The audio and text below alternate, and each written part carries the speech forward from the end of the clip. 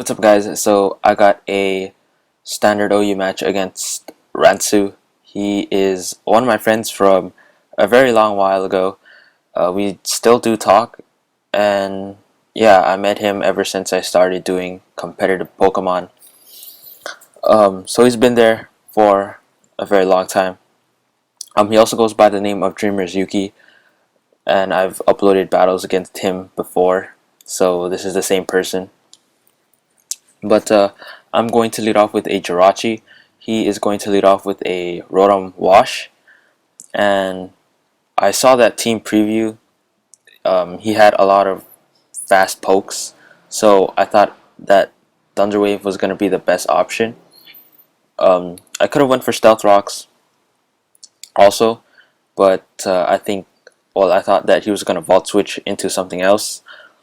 And I can paralyze that thing. So I'm gonna have to switch out because I don't wanna. Well, I'm locked into Thunder Wave since I'm now Choice Scarfed. I'm gonna go into my Celebi, which pretty much walls his Rotom unless he has like Hidden Power Ice or something. But he doesn't, so he's going to switch out, go into his Infernape. I was kind of debating about going for Psychic or Charge Beam, but he goes into his Infernape, and I don't get a special attack boost. I have to switch out anyway because I'm slower than it because of base speeds and whatnot. So I go into my Tentacruel, and I think he U-turns or something. He goes into his Rotom, and I don't want to take a Thunderbolt or a Volt Switch. I think he has Volt Switch over Thunderbolt, and I go into my Zapdos, and he gets a crit right here, which really sucked for me because now I can't use Zapdos anymore. But then he doesn't have rocks on my side of the field, so I can just safely switch out and maybe use Zapdos later, or I can use it as a death fodder. He does go for the safe Thunderbolt while I switch into my Jirachi. I know I can take a hit because especially defensive Rachi. He switches out and goes into his Jolteon. I kind of think he was predicting the Thunder Wave.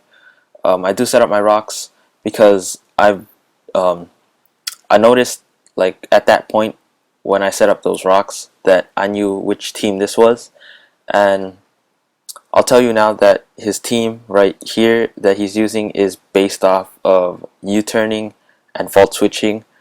I know this because I watch his videos and he uploaded one, and this team does a lot of work with U-turning and Volt Switching because it's a U-turn Volt Switch team, and yeah, it gets you a lot of momentum, and for me it's hard to play around. So I go into my Tentacruel, or I switch out because I don't want to take a Volt Switch, and he gets paralyzed, which is really nice because he doesn't get switch advantage. So I go into my Celebi, and I'm just going to go for the Psychic because that has higher base power, and if he wanted to switch into his Infernape again, that would be taking the super effective Psychic. But that doesn't happen because he's slower than me now because of paralysis and he's not scarfed. I kind of forgot about that. So now he goes into his Infernape, and he gets a pretty much a safe switch in, but then he's poisoned because I set up one layer of toxic spikes. So I go into my Zapdos because I have no use for it, and he actually goes for Earthquake, which really doesn't matter. He's just gonna take another turn of poison, and then he's just gonna go for the Flare Blitz, to kill me off, and then he gets more poison damage, and then Flare Blitz recoil.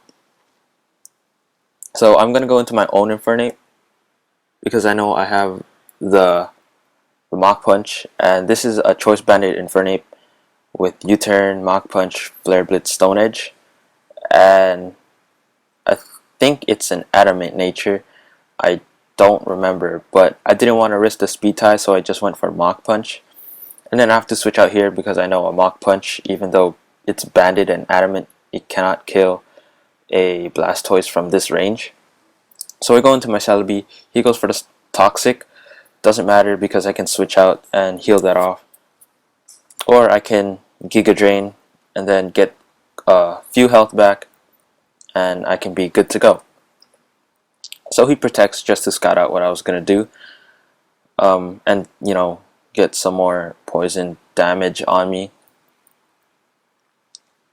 So he switches out, and he goes into his Rotom Wash. I just went for the safe Giga Drain because I'm at like below half health. I really don't like that range that I'm in, so I'm just gonna go for the Giga Drain, get some HP back. Rotom doesn't have like the best HP stats, so it looks like, well, I have less health than I did before, so that doesn't help at all. But I'm gonna stay in, gonna take an Ice Punch because Celebi did its job, and I just wanted to save switching into something else. Plus, it also has a Life Orb, so I can kind of Life Orb stall it or get some recoil on it. He shows me here that he has Fire Blast, which I wasn't expecting at all. So he's gonna KO my Rachi. He's actually running a mixed Azelf, which is pretty sweet actually. I have one of those with acrobatics, and I've never used it yet. So I go into my Mamoswine. I thought a Ice Shard. This Mamoswine is adamant and also Life Orb, so I thought it would kill, but then it doesn't, which made me sad. And he's gonna kill me off with a Fire Blast. And he has like a tiny bit of health, and that made me more sad because he gets another hit off. I knew I could live a hit because my Infernape is at full HP. I should have went for the Mach Punch, but then I misclicked because I'm stupid. And he goes into his Jolteon, and I think he Vault Switches. Yeah, he does Vault Switch while I go into my Tentacruel, and from that range, he is going to KO my Tentacruel. He did say this was a Specs Jolteon, and Specs Vault Switch hurts a lot. And my last poke is Infernape, and the one he's going to send out is Scizor. And Scizor has the Bullet Punch, so that is going to be able to kill me, and that'll be the game. So, hope you guys enjoyed. I'll see you guys Friday. So, yeah, peace out and aloha.